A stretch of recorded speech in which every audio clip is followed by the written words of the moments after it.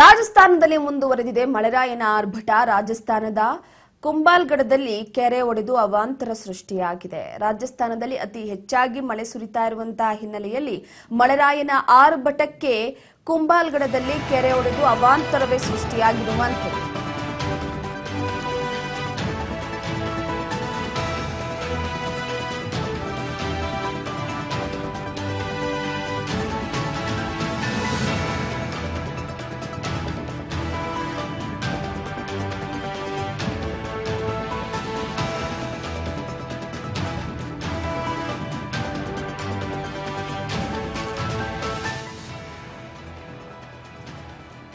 ಪ್ರವಾಹದಲ್ಲಿ ಶಾಲಾ ಮಕ್ಕಳು ಹಾಗೆ ವ್ಯಾನ್ ಸಿಲುಕಿರುವಂತದ್ದು. ಅಣೆಕಟ್ಟು ಒಡೆದ ಕಾರಣ ನೀರಿನಲ್ಲಿ ಸಿಲುಕಿದೆ ಶಾಲಾ ವಾಹನ.